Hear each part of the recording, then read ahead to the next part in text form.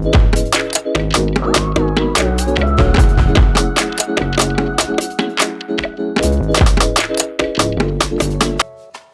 so I got here the Sony A7 IV. I just wanted to talk about a few things that I kind of found in the amount of time I've had it. So far, I've had it for about 2 months. So I just wanted to go and just discuss a few things of what I found here. And I do have a few notes, so you may see me looking down here. So for one, making sure you have the correct memory card. I know I had to learn the hard way by getting a CF Express Type B card from Best Buy, only to get back to the camera thinking I was good to go and finding out that the Sony took a CF Express Type A card. Basically, I didn't know that there were 3 different types of CF Express cards, the Type A, Type B, Type C, which were all different sizes. So I just thought it was a standardized size, just like the regular SD cards. So I didn't know what I was getting into there. So that's something that you can learn from my mistake, and so that you don't have to wait, another couple of days to make use of the full power of this camera here. So if you are thinking about getting the CF Express Type A card, just make sure that you are taking into account that with the 80GB card and the high bit rates of the camera, you are only able to record about 16 to 18 minutes of total recording time at the 600 megabits per second option, which is for that 60 frames per second.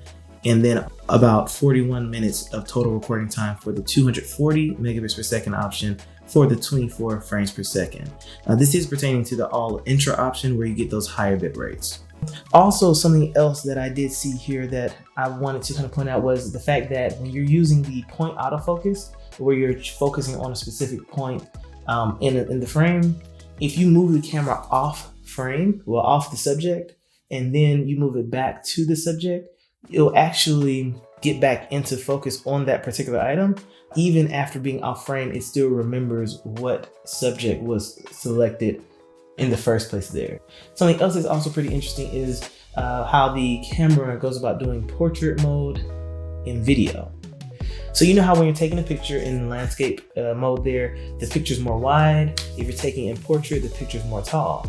The thing is, actually with video, it actually remembers that particular orientation also. Put it into your post-processing software such as Final Cut or Premiere or DaVinci Resolve, and it actually gives that information to those post-processing applications, and you're able to import the video as a tall portrait style video.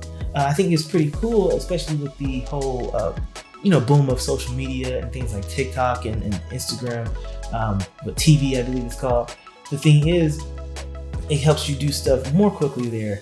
I think it's pretty interesting because I actually have been kind of playing around with TikTok and use my phone to just plug up to the camera using the USB Type-C port there. And then I can just transfer stuff directly to my phone and then, create whatever TikTok video and then post it right there onto social media. The last thing I want to kind of mention is the memory card switching. So I'm not sure if this is how the Sony cameras have always been doing this. In my Sony A7 III, I didn't have 2 memory cards in it. Here I do have 2 memory cards since I have that CF Express Type A for the maximum bit rate of video. And then I also have a regular SD card for taking photos and things like that. So basically, if I'm previewing the pictures, it may be selecting the slot 1 or slot 2 for that preview. I can only see what's on one card at a time.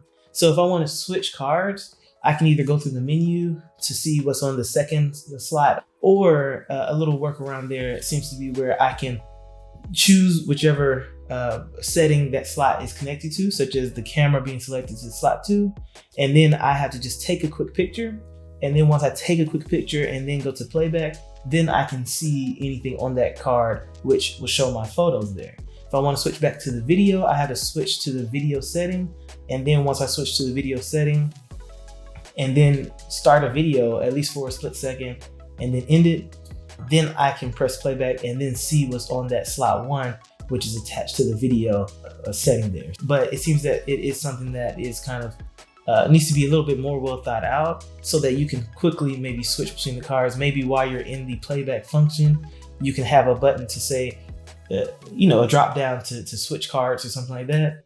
That does seem like something that should be worked out or maybe sent as an update so that we can have something a little bit more intuitive in switching cards. Kind of a bonus item there pertaining to this camera is that there's a 10-bit 120 frames per second 422. I'm basically going to the S&Q function and then choosing 120 frames per second there, and the playback being 24 frames per second.